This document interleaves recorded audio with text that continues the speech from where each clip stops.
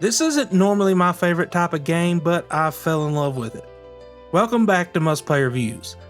Enshrouded is very different from other survival games that use that typical Rust or Minecraft style formula. Enshrouded is a fantasy RPG first. The survival and base building elements are important, but they feel secondary to the adventure. And I was not expecting this at all. The game's combat is surprisingly smooth. It's almost like Breath of the Wild. And visually, it looks like Fable and Oblivion had a baby. It is just a beautiful game to look at. So let's start there with the visuals. This is a real fantasy world. It has it all. Stunning vistas, broken down ruins, and of course, strange creature designs. The game has a ton of detail, and thankfully it does have some PC options so you can adjust the things that you need to get great performance. Now everything in this game makes you just want to stop and take a look. Sunsets piercing through the forest with that orange glow, the shroud of fog in deep canyons, and you can even see where the rain is falling in the distance. All of this incredible detail exists in a world built on voxels, just like Minecraft. You can destroy the ground you walk on, dig deep, or make your own set of steps so you can reach the top of a mountain. Or you can just dig through it. Then there are gliders and grappling hooks.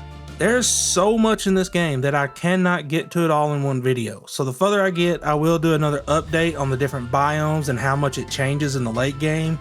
And it is my own fault that I haven't gotten further because I just can't stop exploring. So throughout the world there are these spires that you need to reach. Very similar to the Far Cry towers, but here each one is its own vertical platforming dungeon. They are filled with traps, locked doors, and items that you can loot. You have to grapple, dodge spikes, and jump from platform to platform just to reach the top.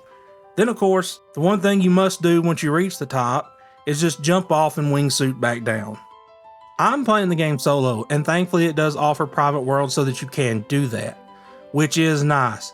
Playing with others would definitely speed up the base building, but I'm a solo player most of the time and I'm glad to see this option here so I can just take my time and enjoy the world. Crafting and survival can be a huge part of the mechanics depending on the difficulty that you choose, but I do suggest making it a custom difficulty and just turning off weapon durability, at least for now. They are fixing that in the next update, which is very soon or has already happened by the time you're watching this video. Like most of these games, you need to craft health, armor, weapons, and housing for people that you find. You can basically build yourself a village. Now, this is the part of these games that I usually don't like because they take a lot of time, but it is not bad here. It's fairly quick to collect most of the basic materials, and of course, the more exotic and mission type quests take a little bit longer, but it's still not bad. Then there are some risky materials that come from the shrouded areas. These zones are covered in fog and darkness that drains you and will kill you, giving you a limited time to explore. Thankfully, you can level up how much time you have to survive in the shroud along with everything else here using a sphere grid type skill tree. Now in the story, you are Flameborn and you are guided by the flame to help restore the world. For some reason, it kind of reminds me of Dark Cloud a bit with the way you collect characters that have been sealed away. The world is also full of lore and documents to find, and they are at least highlighted so you can see them easily, especially in the dark areas like the shrouded zones. Now, for the one thing that I am so glad this game has, and that is controller support, and it's good controller support. You have that normal little Minecraft style layout, but by holding down a button, it becomes a half weapon wheel with a secondary row of items. This makes it so much better to play without having to spend so much time in your backpack. Right now, Enshrouded is in early access, so bugs and glitches probably will happen, but I haven't really had any yet. So these types of games are not for everyone, but Enshrouded does things that make it more, I don't want to say accessible because that ain't right. It's more like a game than a chore. I feel like I'm playing in a world rather than just building the world to play in. For me to like this game when I don't really care for this genre that much, I have to say it's a play.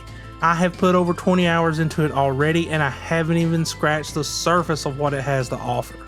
And the next massive update, Wake of Water, is dropping on the 10th. That update is adding an entire new biome, new enemies, new weapons, and changes to make the weapons even better. I'll put a link down in the description for the dev diary that they put out on it. So, here's the question. Are you going to play or pass? Let me know in the comments. Thanks for watching, and would you kindly leave a like and subscribe, and I will talk to y'all later.